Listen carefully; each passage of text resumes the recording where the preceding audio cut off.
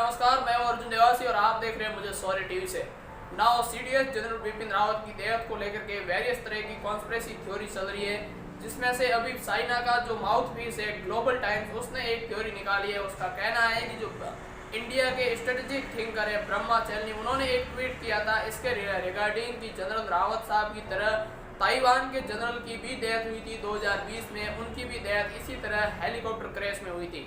Basically उन्होंने इस बारे में चाइना के ऊपर निशाना साधा था कि कई तरह के इंसिडेंट ऐसे चाइना पहले भी करवा चुका है, लेकिन चाइना ने इस स्टेटमेंट को पूरी तरह से घुमा करके ये बताया कि जो इंडिया के जो स्ट्रेटेजिक थिंकर है ब्रह्मा चैलनी, उनके अनुसार जो ये बिपिन रावत साहब की हत्या हुई है या फिर जो भी क्रैश में हुई है, उनके हिसाब से ये यूएसए द्वारा करवाया गया है। अब इसके पीछे उनका रीजन भी आप देख करके सोच जाएंगे। रिसेंटली आप ये आर्टिकल पढ़ सकते हैं, इसमें पूरी डिटेल्स दी गई है। इसके अलावा जो चाइना की माउथ पीस है ग्लोबल टाइम्स, उसने कहा है कि जो यूएसए अभी वर्तमान में इंडिया ने रसिया से S-400 खरीद लिया है, इसके बाद इंसास राइफल की डील हो गई है और इसके अलावा इंडिया भविष्य में रसिया के साथ कई तरह की डिफेंस डील भी करना चाहता था। इसके लिए यूएसए न तो अब इंडिया पर सैंक्शन लगा सकता था और न ही इंडिया को बोल सकता था। इसलिए उन्होंने ऐसा षड्यंत्र रचा ताकि अगली बार से अगर इंडिया कोई भी रसिया से हथियार या हेलीकॉप्टर या कुछ भी खरीदने जाए तो उस पर 100 बार पहले विचार करें। हालांकि इस कॉन्स्पिरेसी थ्योरी में इसके बाद ब्रह्मा चैलनी ने भी ये ट्वीट करके रिप्लाई दिया कि मेरा मतलब ये नहीं था, मैंने यूएसए से नहीं कहा, लेकिन हाँ मैं ये जरूर कह सकता हूँ कि इसमें चाइना का हाथ जरूर हो सकता है। तो आपको बता दें कि जो जनरल बिपिन रावत साहब है वो चाइना और पाकिस्तान को हमेशा खुल करके लताड़ते थे, उनके बारे में हमेशा बोलते रहते।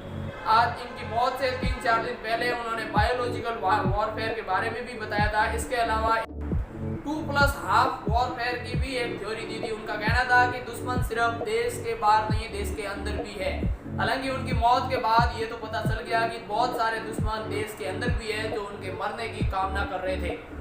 इसके अलावा जनरल बिपिन रावत का ये कहना था कि हम चीन और पाकिस्तान के साथ 2 फ्रंट पर एक साथ लड़ सकते हैं, लेकिन हमारे देश के अंदर कुछ ऐसे दुश्मन हैं जिनसे लड़ना अनिवार्य है। कुछ ऐसे एनजीओ हैं जिसको चाइना, पाकिस्तान और विदेशी जो भारत के दुश्मन है वो उसे मनी देते हैं, उन्हें बढ़ावा देते हैं ताकि वो इंडिया के डेवलप प्रोजेक्ट को रोक सके। रिसेंटली आपने देखा होगा कि एक एनजीओ ने जो भारत के लिए 4 धाम यात्रा करके एक प्रोजेक्ट है उसको रुकवा दिया था, क्योंकि उनका कहना था कि इससे भूस्खलन होगा और प्रकृति को नुकसान होगा। इसके बाद इंडियन आर्मी को कोर्ट में आकर के ये कहना पड़ा था कि हमारी मिसाइलें बहुत चौड़ी है, 42 फुट के करीब उनकी चौड़ाई और लंबाई है, तो हम उसे ऐसे संकरे और पतले रास्तों से कैसे कैरी करके ले जाएंगे।